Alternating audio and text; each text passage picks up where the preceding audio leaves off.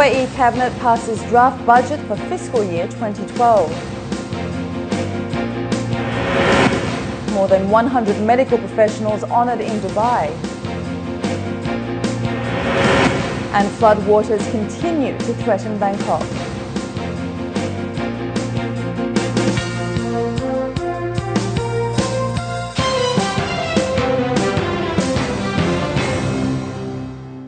This is 7 National News. In our top story this evening, His Highness Sheikh Mohammed bin Rashid Al Maktoum, Vice President and Prime Minister of the UAE and ruler of Dubai, has affirmed that the 2012 federal budget will give top priority to health, education, social services to Emiratis and improvement of government services in line with the vision of President His Highness Sheikh Khalifa bin Zayed Al Nahyan. The Cabinet passed the draft budget for the fiscal year 2012 with estimated revenues of 41.4 billion dirhams and estimated expenditures of 41.8 billion dirhams. The budget lays special emphasis on social services, allocating 19.7 billion dirhams for the sector, with education taking the lion's share of 20% of the total budget. Additionally, the social services sector will receive 19.7 billion dirhams. During the session, the Cabinet also endorsed additional allocations of 698 million dirhams for the current fiscal year. And in his capacity as ruler of Dubai, Sheikh Mohammed issued a decree today establishing the Mohammed bin Rashid Al Maktoum World Peace Award. Among others, the decree states that the award will honour the categories and entities with outstanding contributions to international peacekeeping issues. Dubai will be the permanent headquarters for the award and may open branches inside and outside the emirate. Dubai Metro commuters yesterday were in for a pleasant surprise when the ruler of Dubai used the metro while conducting an official visit. Encouraging Dubai residents to utilise the latest addition to the city's advanced transport network, Sheikh Mohammed highlighted the importance of using public transport and its vital role in relieving congestion of the daily commute. More than 100 medical professionals from the Dubai Health Authority were honoured today at a ceremony. Comprised of Emiratis and expatriates, they are among the cream of the crop. According to DHA senior officials, this is part of their continuing push to promote Emiratisation in the medical field, encourage local talent, as well as further enhance the quality of professionals. Health and medical care in the UAE is among the sectors experiencing rapid growth. In addition to the advanced technology already available in the country and the various specialties, the government is also putting emphasis on the development of a professional and internationally qualified human resource pool through pursuance of higher education. At a ceremony, His Highness Sheikh Hamdan bin Rashid Al Maktoum, Deputy Ruler of Dubai, UAE Minister of Finance and President of the Dubai Health Authority, felicitated 104 medical professionals. This is the first time it happened to anywhere that they got the same, as they are on abroad. So they have got the doctor and they are treating them here, and as you said, we have got about 55 doctors. Those honored included doctors, technicians and administration staff. His Excellency Qadi Saeed Al Murushid, Director General of the Dubai Health Authority, says these studies are crucial in keeping medical practitioners abreast with the changing times.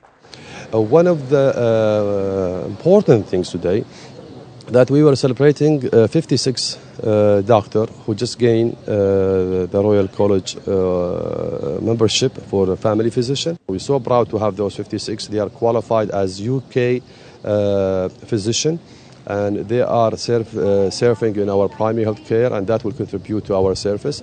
We will be doing this annually. There is so many of our young doctors, and they are motivated to seek, and there is so many of them in the pipeline, and by next year inshallah we'll see them more and more, and we are encouraging all our people to lift their education and to go further for higher qualification.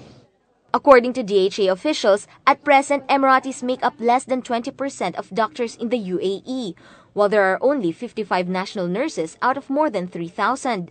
With numerous government-run programs and initiatives, it is hoped that the numbers will increase in the future.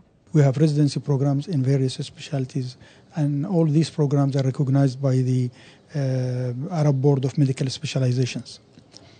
So in our effort towards Emiratization, we are encouraging our doctors to get enrolled in these residency programs, and some of them, in fact, we also do send them abroad, as I said before. We send them to North America. We send them to some European countries like UK, like Germany, Switzerland, Sweden, and so on.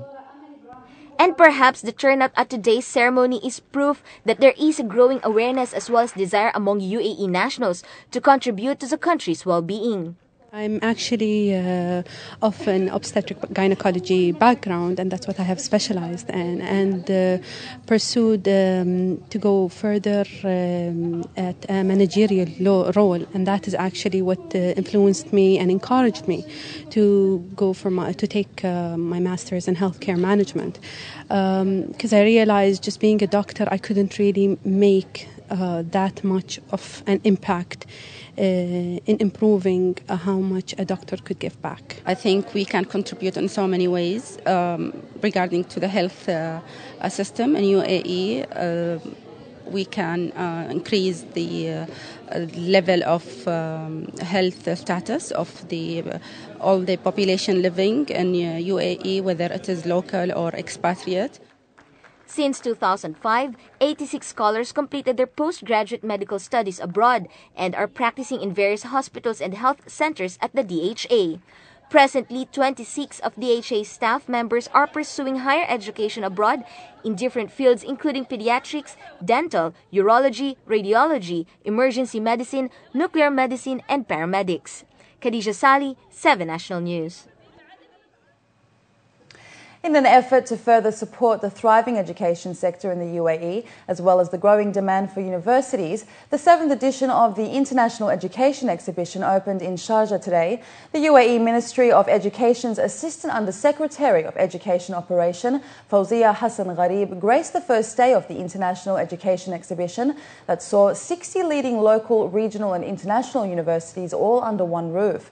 As a sign of support and encouragement, she met with various educational institutions. Meanwhile, students crowded on the opening day in search of the best fit organisation for them at a time when enrolment numbers are rising and demand for various courses and programs are increasing. Participants say the event provides the much needed platform that will benefit both students as well as universities. The idea of visiting Sharjah and participating in this exhibition is to get closer to the students and provide direct information to them about the various courses offered by SRM University and the ease with which they can apply for the program. And BlackBerry disruptions continued throughout the UAE and across the Middle East after services resumed yesterday, with disruptions starting on Monday. Users were able to access their usual email and BBM services intermittently on Tuesday, but services were once again out today. And it's not just the UAE and Middle East that's been affected, but also Europe, India and Africa. Research in Motion has apologised for the inconvenience, stating that they are working to restore normal services as quickly as possible.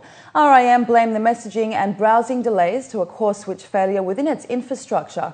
According to official company statements, both Etisalat and Du customers will be compensated for the lost time and will receive the equivalent of 3 days' use on their monthly service fee. Looking to news abroad now, the province of Pathum Thani on the outskirts of Bangkok saw severe flooding today, with floodwaters submerging homes and threatening to close factories. Residents were seen using boats on the main road instead of cars. At least 281 people have been killed by heavy monsoon rain, floods and mudslides since late July, and 26 of Thailand's 77 provinces are inundated, according to the Department of Disaster Prevention and Mitigation. Prime Minister of Thailand said today the government was not declaring a state of emergency at this point, as it might scare away investors and tourists. The government also revealed that construction of flood barriers in 3 outer areas of Bangkok should be completed by the end of the day. And the captain of the stricken container ship wedged on the reef of the popular New Zealand holiday spot appeared in court over its grounding today as more thick fuel-oiled fouled beaches in the country's worst environmental disaster in decades. The 47,230-tonne Liberian-flagged Rena has been stranded on a reef since running aground a week ago. The captain has been charged for operating a vessel in a manner causing unnecessary danger or risk, which carries a maximum fine of 10,000 New Zealand dollars or 12 months in prison. Heavy swells and strong winds pounded the vessel for a second day today, sending empty containers tumbling off the ship into the heavy seas. However, authorities said the bad weather was helping to break up and disperse the estimated 300 tonnes of oil that has escaped from the ship. Oil is now scattered along 25 kilometres of the district's beaches. A floating crane able to remove containers from the ship is on its way from Singapore. Up next, we have the day's business news for you, so stay with us.